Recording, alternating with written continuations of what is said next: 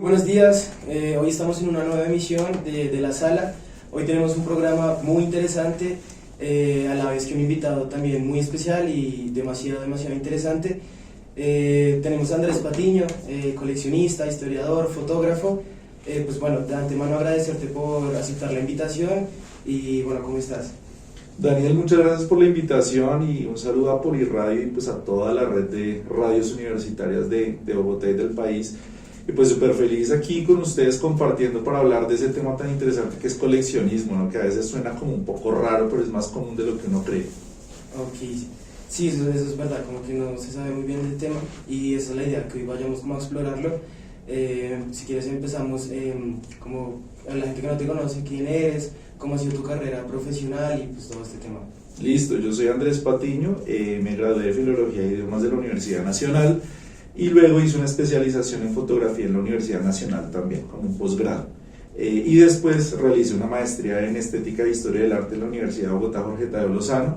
Y digamos que todos esos conocimientos los fui vinculando para terminar haciendo coleccionismo y coleccionismo en diferentes niveles, porque te vas a dar cuenta a lo largo un poco de la charla que hay coleccionismo de diferentes ramas, de diferentes, digamos, formas de abordarlo, ¿no?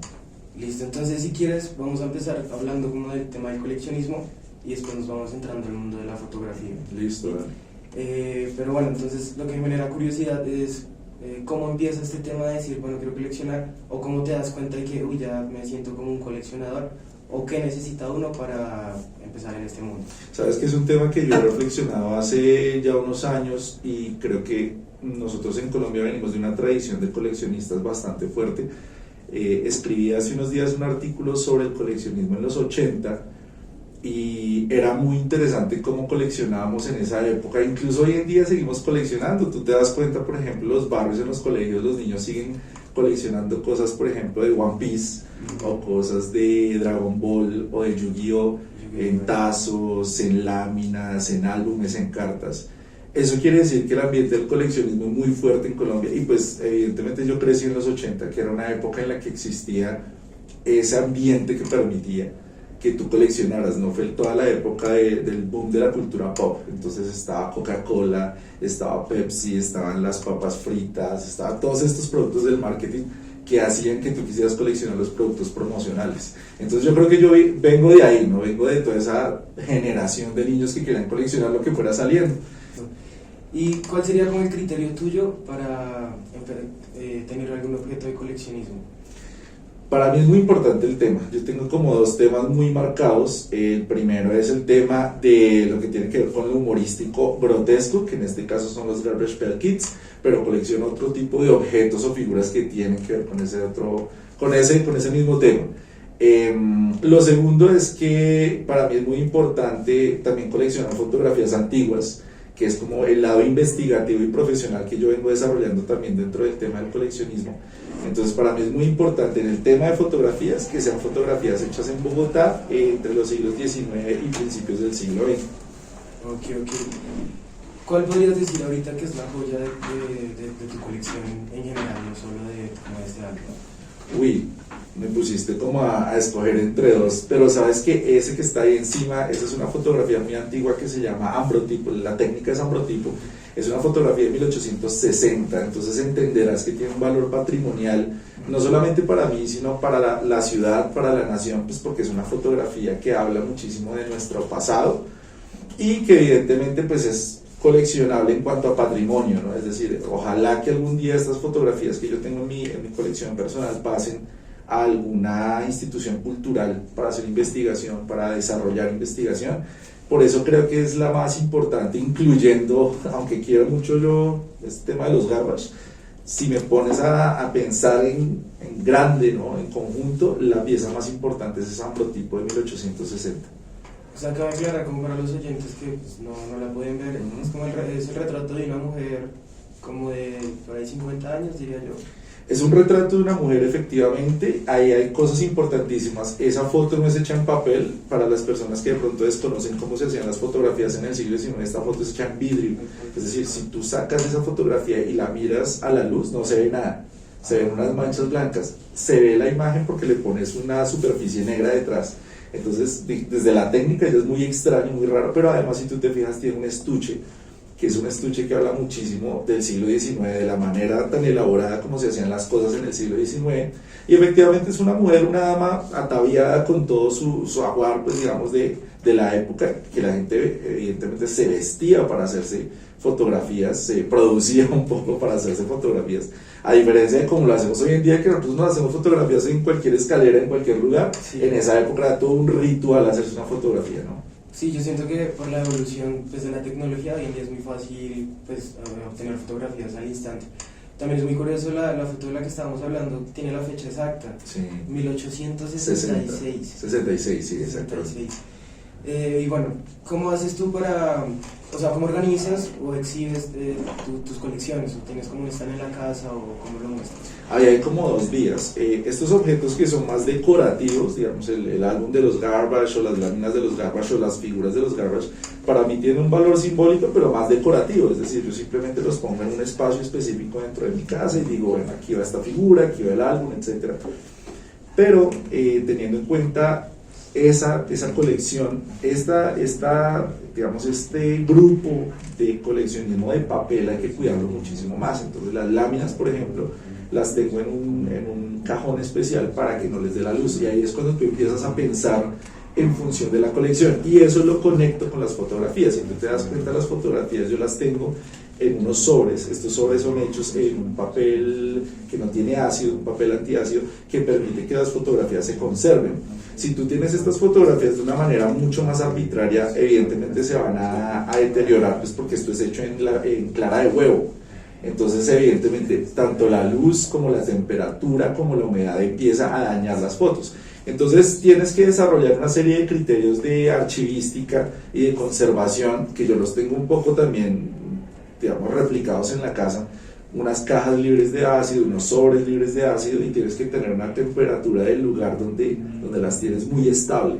No importa que sea muy húmedo o muy seco el ambiente, tiene que mantenerse estable para que las fotografías no sufran tanto. No, y mira que estamos hablando de que son fotografías de ya 2 siglos, ¿no? Sí, más o menos. Y uno las ve y de verdad la foto está en perfecto estado, y aparte del estado, la nitidez de la foto es increíble. O sea, sí, fíjate que hablábamos al principio, antes del programa, y yo te contaba que muchos fotógrafos de hoy en día se asombran de la calidad y de la nitidez que tenían estas fotos, y era precisamente porque eran otros materiales y otra época, y sobre todo porque también existía digamos, ese factor de paciencia. Es decir, tú te tomas una foto y no es instantánea, sino que tienes que tomarte un tiempo pues para desarrollar todo un proceso que se lleva minutos, horas, a veces. En el caso de un daguerrotipo, por ejemplo, el daguerrotipo eran imágenes que se hacían en placas de peltre, y eso llevaba casi horas. Entonces todo ese proceso también permitía que la imagen fuera mucho más estable y mucho más nítida. Ok. ¿Cómo haces tú, digamos, al preferir una colección? ¿Prefieres coleccionar piezas de interés como general, como vamos a ver que me llama la atención, o casi siempre tienes un tema en específico al que te mandas como profundamente? Lo que yo te comentaba, yo básicamente tengo como dos líneas de colección. La línea del humorismo, que se enfoca más hacia los Garbage Pail Kids, porque me parece muy importante conservar la cultura material de los 80 y los 90, incluso de los 2000, porque también fueron muy famosos en los 2000. Y el tema de las fotografías antiguas, porque yo te comentaba, yo siento que desafortunadamente todo este tipo de material se ha ido perdiendo, porque tal vez la gente no entiende la importancia que tienen estas fotografías en términos investigativos y patrimoniales, ¿no? De hecho, si tú te pones a pensar, cuando tú coleccionas un objeto, también coleccionas objetos relacionados. Por ejemplo, en este caso, yo colecciono fotografías, pero aquí ves un álbum.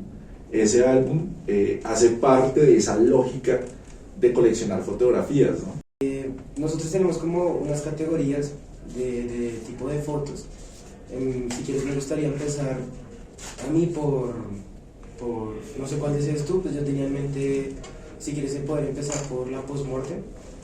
Es un tema que te gusta bastante a ti, sí, personalmente. me llama mucho la atención, y bueno, como explicarle a los oyentes qué era todo este tema. Dale, entonces, a ver, en el siglo XIX, principios del siglo XX, existía la fotografía ya de una manera consolidada. Era un arte que se ejecutaba en cualquier parte del mundo y en cualquier estrato, digamos, de la sociedad.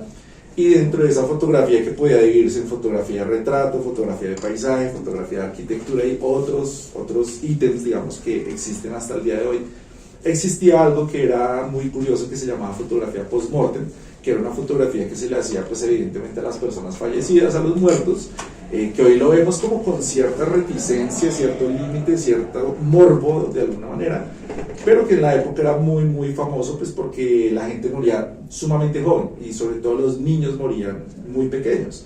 Entonces esas familias, un poco para suplir esa presencia de los niños, de los jóvenes, de los hombres que se iban a la guerra, de las mujeres que cocinaban y se intoxicaban con esos elementos que usaban para cocinar, o las mujeres que se maquillaban y se intoxicaban con mercurio o con sulfuro, con esos maquillajes que tenían esos componentes, pues la gente lo que hacía era fotografiarlos en su lecho de muerte, y surgió esa fotografía que realmente se llama Memento Mori, que quiere decir recuerda que morirás, pero que con el tiempo se convirtió en fotografía post-mortem, quiere decir después del muerto. Ese es un tema muy interesante.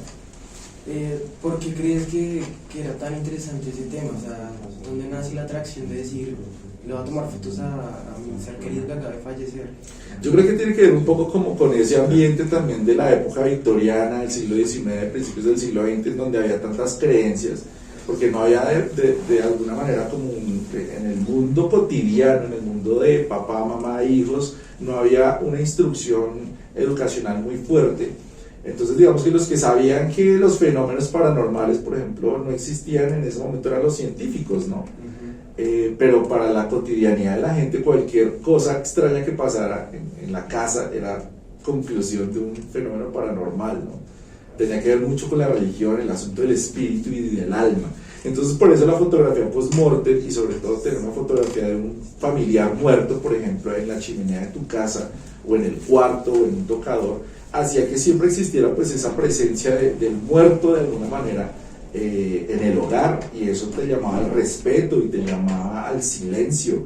Entonces por eso a la reflexión, exactamente, a la reflexión de tu muerte propia. Eso hacía que fuera una fotografía sumamente interesante, precisamente porque era extraña, ¿no? Te voy a hacer dos preguntas. ¿Por qué crees que se dejó de hacer? ¿Y crees que en la actualidad se podría volver a generar este tipo de fotografías? La fotografía post-mortem se deja de hacer cuando empiezan a entender que tiene que haber como una serie de trato mucho más higiénico a los cuerpos, porque cuando tú te pones a pensar, cuando preparaban al difunto para hacerle la fotografía, pues tenían que moverlo, a veces abrirle los ojos a las malas, a veces lo sentaban en unas poses como si estuviera vivo, le ponían unas tenazas en la cabeza pues para que se sostuviera con esa idea de mostrar lo que estaba vivo. De hecho hay tres formas de fotografiar, ¿no? Una fotografía que mostraba que está como dormido, otra fotografía en la que se simulaba que estaba vivo, que es la que te estoy contando, y la otra en la que pues, se mostraba en su lecho de muerte, ya con flores, de pronto con un crucifijo, con una Biblia, como tres formas simbólicas de mostrar al difunto. Entonces, claro, cuando empiezan a haber mucho más normas de higiene ya en el siglo XX, cuando la gente dice, oiga, es que usted no puede manipular un cuerpo muerto como quiera, solamente por hacerle una foto, hay que llevarlo y disponerlo en una funeraria y demás. Entonces la gente empieza a entender pues que esta fotografía es mejor no hacerla porque es mejor tratar el cuerpo de la manera correcta, ¿no?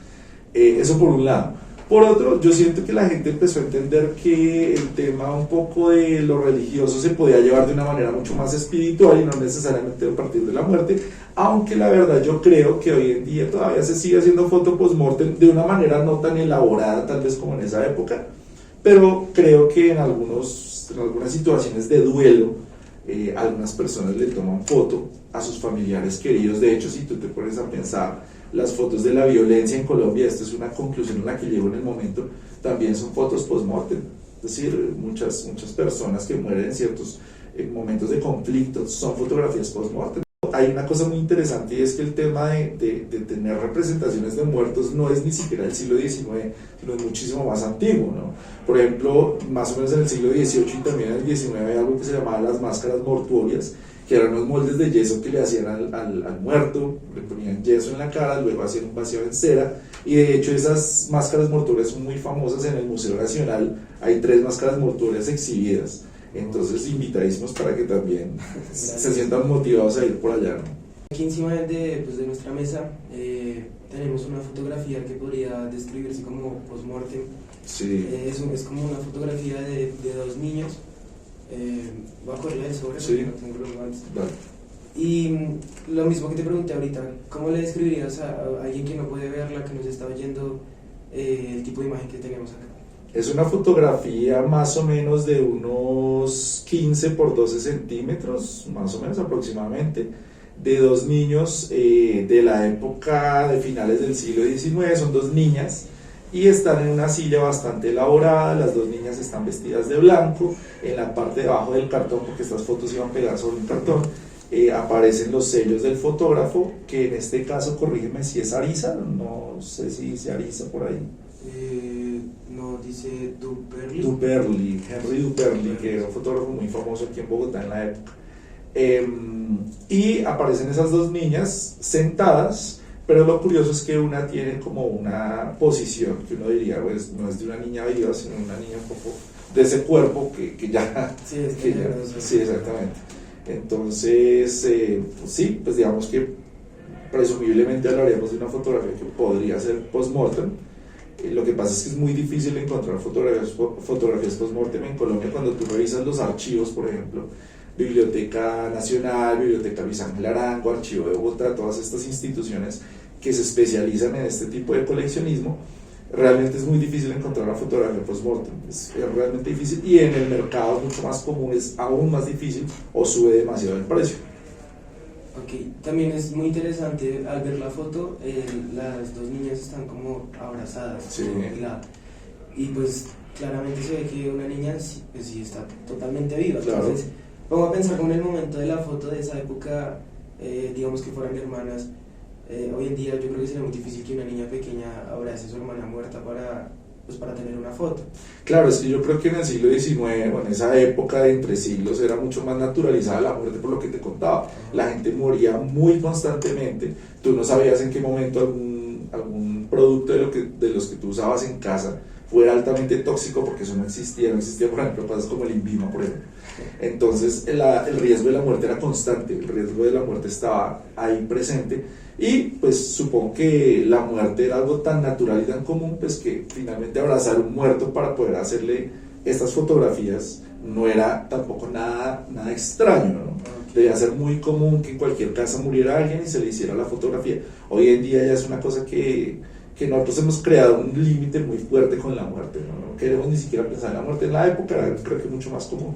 Sí, siento que la muerte como que se le ha tenido tanto respeto como otras personas mucho miedo, y como que intentan como evitarla. No me refiero a morir, sino como al hablar Del tema, exactamente, tienes razón.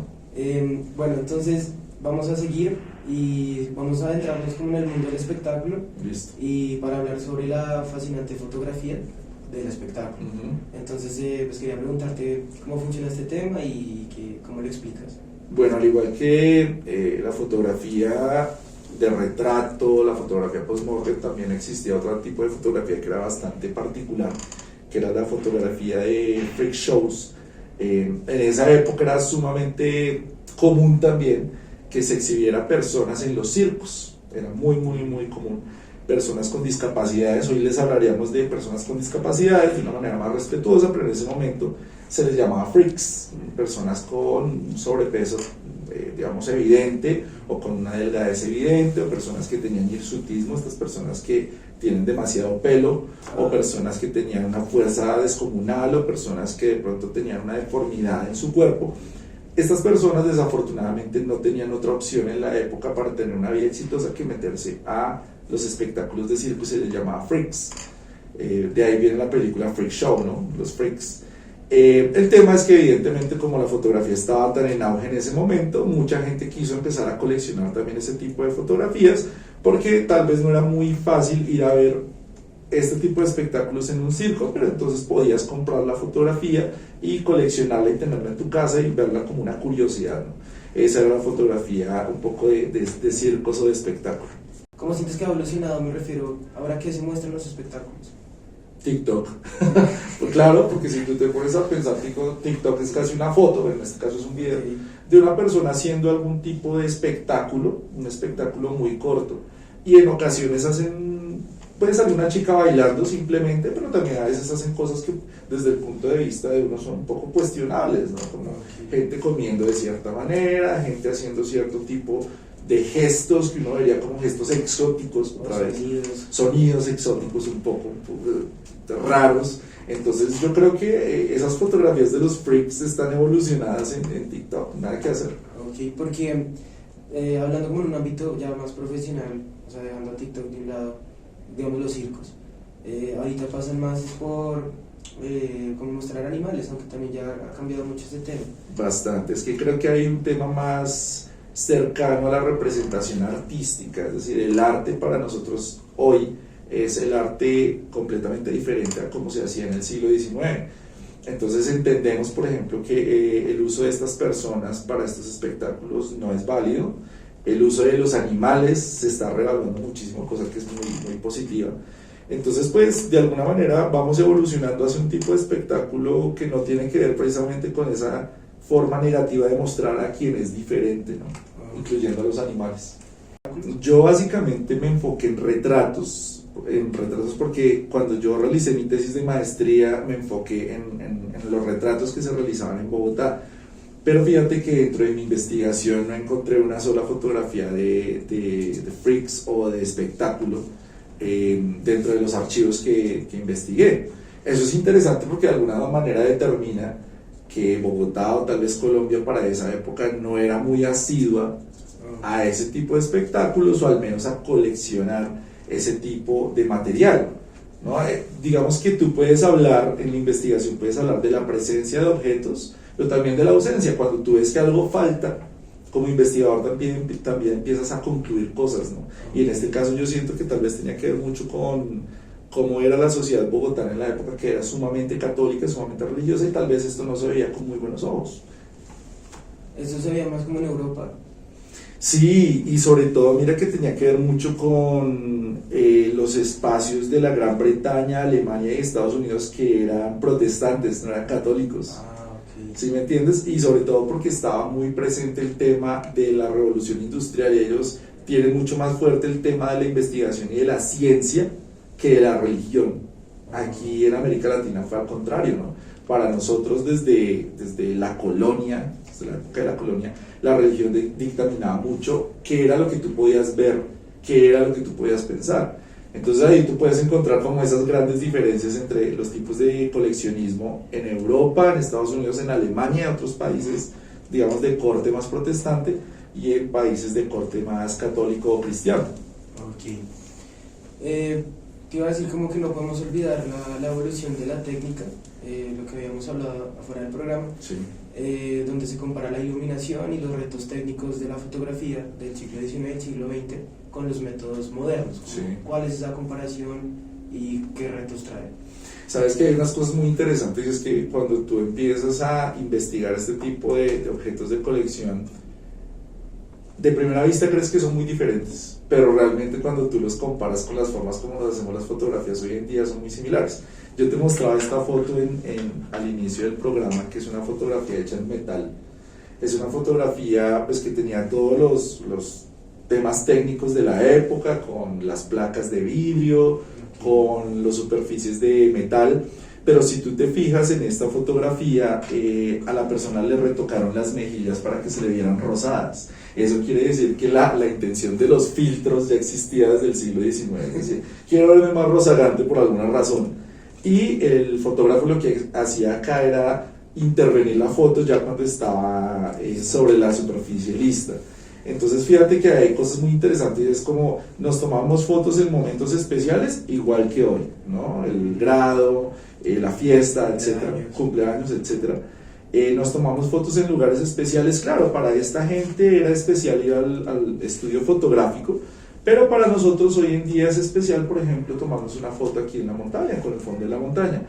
Y finalmente pues tenemos esas fotos retocadas, entonces tú empiezas a entender que hay una convergencia. Los seres humanos siempre hemos sentido como una atracción por nuestra apariencia física en las imágenes y tenemos las mismas necesidades siempre, ¿no? Retocarlas, que se vean bien, que nos las haga alguien que sabe hacer la foto. En esa época era llama al fotógrafo, que es el que sabe, Pero hoy en día nosotros nos podemos hacer la foto nosotros, pero a veces hay un amigo que es el que sabe tomar las fotos, que le quedan chéveres, y buscamos a esa persona, ¿no? Entonces encuentras convergencias de la manera como se hacía técnicamente en esa época y técnicamente hoy en día.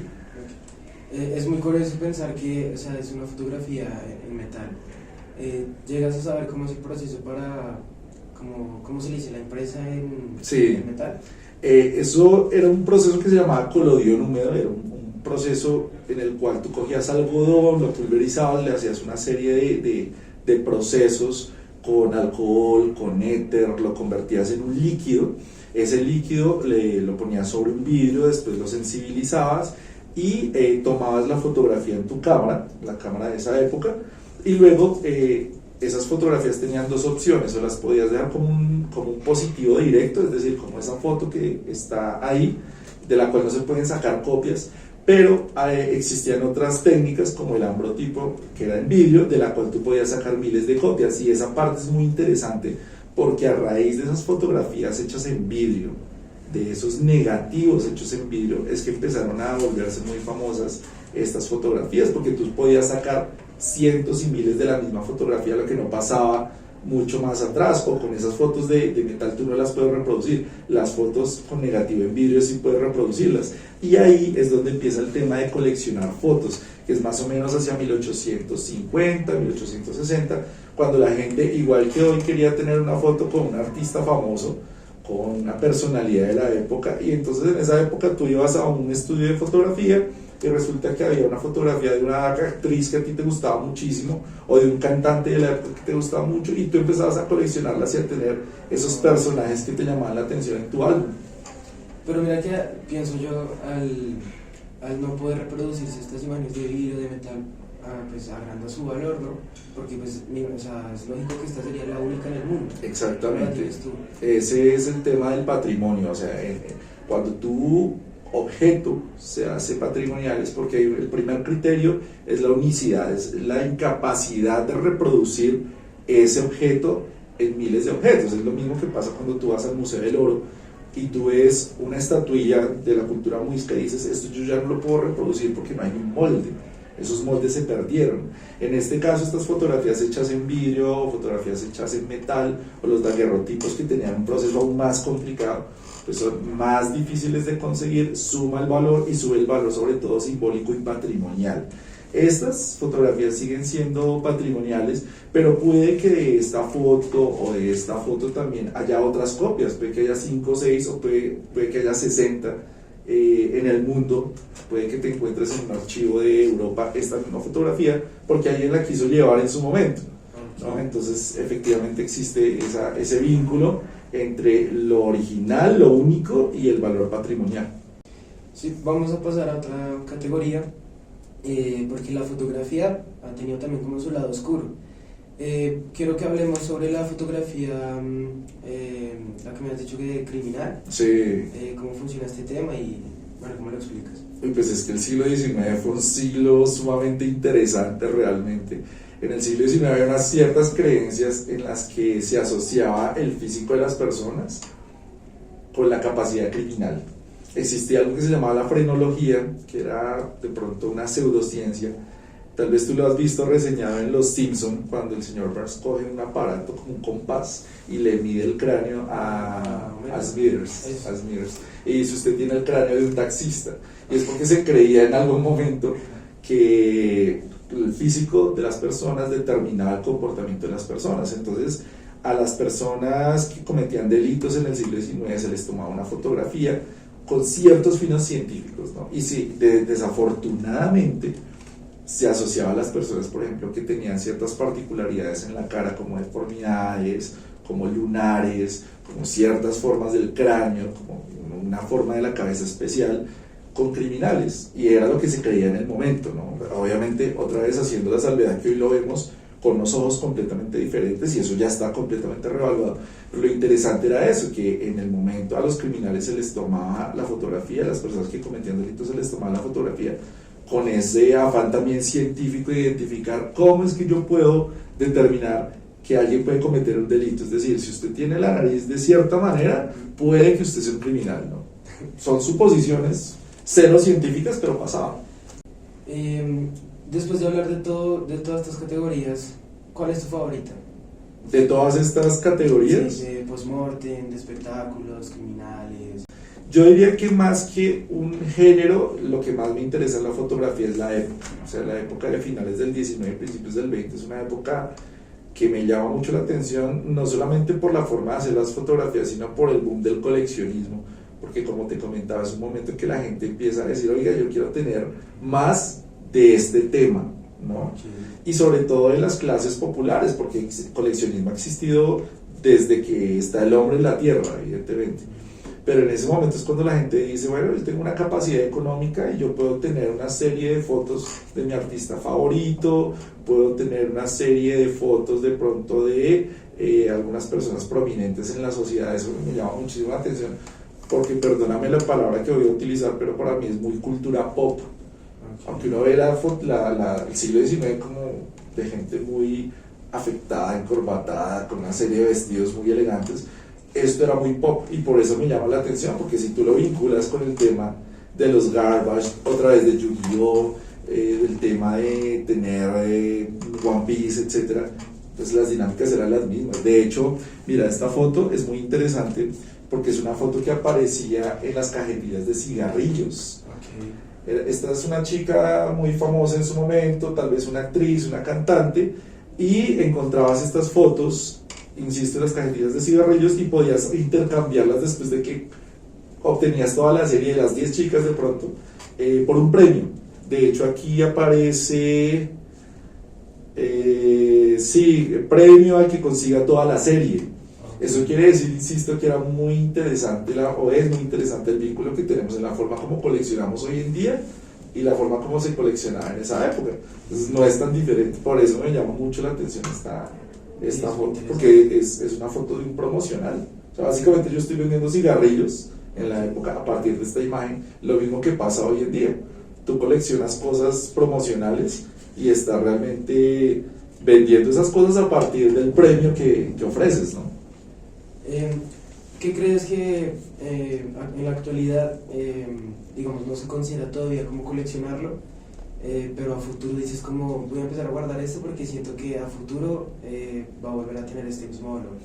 A mí me ha pasado mucho con el tema de los 2000, porque fíjense que hay como una especie de interés muy fuerte por las cosas de los 80, de los 90, y la gente tiende a despreciar mucho los 2000 cuando ocurrieron muchas cosas interesantes. Yo, por ejemplo, supongo que los primeros celulares van a ser sumamente interesantes, y de hecho ya hemos empezado a verlos en algunos negocios, bares por ejemplo, que la gente empieza a poner celulares de finales de los 90, los 2000, esos celulares súper grandes, y para uno ya son objetos curiosos. Imagínense en unos 50 años, cuando tal vez la telefonía sea mucho más adelantada que la que tenemos hoy en día, y digamos, oiga, mire cómo era un teléfono de esa época.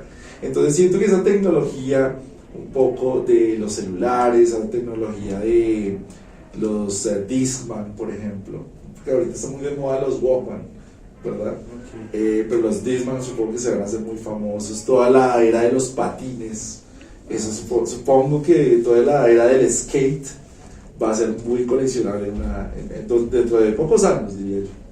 Pero al ser algo coleccionable es porque ya no va a haber más, ¿sí? Claro, pero es que tú te pones a pensar cuántos celulares Nokia de la primera línea existen. Ya cada vez son menos, porque mucha gente, como tú lo decías, se desechó de ellos, porque ellos pensaban que eso era una tecnología que realmente ya no valía la pena, pero como valor simbólico del objeto, la gente empieza a encontrar su nostalgia, por ejemplo, en ese momento, ¿no? Tu primer celular, ¿cuál fue, por ejemplo? Y tú dirías, qué chévere tenerlo. Sí, y como que no le da el mismo valor en esa época porque lo veía pues como algo normal. Para nada. Y ahí es cuando descubres que los objetos se vuelven simbólicos con el tiempo. No es en el momento, sino que cuando empieza a pasar el tiempo tú dices, esto es más importante para mí, incluso para la sociedad en general, de lo que uno cree. Ok. Y bueno, ya se nos está acabando el tiempo, vamos a hacer las últimas preguntas para ir finalizando. ¿Qué se viene para Andrés? ¿Cuáles son tus retos a futuro, tus objetivos? ¿Qué se viene para tu carrera? Seguir investigando, yo creo que es fundamental, no solamente en el tema de los garbage, del humor grotesco y cómico, de las fotografías antiguas o de los objetos que uno pueda tener en casa, Investigar es sumamente importante y pues obviamente muy importante para mí porque a raíz de estas investigaciones es que yo empiezo a deducir cosas, ¿no? Quiero publicar a partir de esas investigaciones y creo que en esa línea es que finalmente se decanta mi carrera en investigar y un poco contar como estamos haciendo acá lo que yo he venido hallando, eso me parece muy importante. Ok, y con ese mismo tema, ¿qué consejo le darías a alguien que, digamos, quiere seguir tus pasos o al tema de investigación y de coleccionismo? Yo creo que hablando del tema de coleccionismo o del tema de coleccionismo es importante trabajar en grupo porque a partir de estas conversaciones, por ejemplo, es que uno tiene hallazgos y es de alguna manera que uno logra hacer que la gente se interese por ciertos temas y empieza a conservar objetos, imágenes, todo este tipo de productos, digamos, de la cultura material que va sacando el hombre. Entonces, coleccionar es un acto social, es un acto que implica que tú tengas contacto con más gente para saber si la persona que está en otra ciudad tiene tu misma figura o si esa figura tiene otras variaciones o si personas en otras partes del mundo tienen este tipo de fotografías que te pueden contar de sus hallazgos. Es sumamente importante dialogar con la gente, con los coleccionistas, es sumamente importante trabajar en grupo y sobre todo yo siento que en Colombia aún estamos en deuda de trabajar para que el coleccionismo esté mucho más fortalecido en cuestiones investigativas. ¿Y crees que la forma de, vamos a meter fotografía y coleccionismo, en cuanto a la evolución, el cambio ha sido muy brusco o preferirías seguir en la época antigua o en la moderna? Yo siento que, lo que te comentaba hace un rato, hay una especie de crisis con los objetos físicos porque cada vez son más digamos, el asunto digital, el medio digital es como cada vez más amplio, entonces siento que tenemos que prestarle cada vez más importancia a los objetos físicos para que no exista precisamente ese quiebre entre las generaciones, porque de alguna manera la generación tuya y las generaciones que vienen después van a sentir que esto es realmente raro y la idea no es esa, la idea es que lo sientan mucho más cercano, mucho más familiar para que algunas personas que les llamen la atención puedan entrar a investigar o a deleitarse con este tipo de objetos. Pues nada, damos finalización al programa de hoy. De verdad, muy agradecido contigo, también por la emisión que acabamos de tener y el proceso que tuvimos para llegar acá. De verdad, agradecerte muchísimo. Un tema muy interesante y que vale la pena seguir como metiéndole cabeza y con todo esto. Entonces, vuelvo y repito, muchísimas gracias a ti, al productor y a nuestros oyentes por llegar al final del programa. Espero escucharnos en otra emisión. Listo, Daniel, gracias a ustedes, a Poliradio y nos estamos hablando. Gracias. ¿Listo? Excelente. No, chévere. No, muchas gracias, chicos. Ay, qué chévere. Me parece curioso lo de las carpas. De hecho,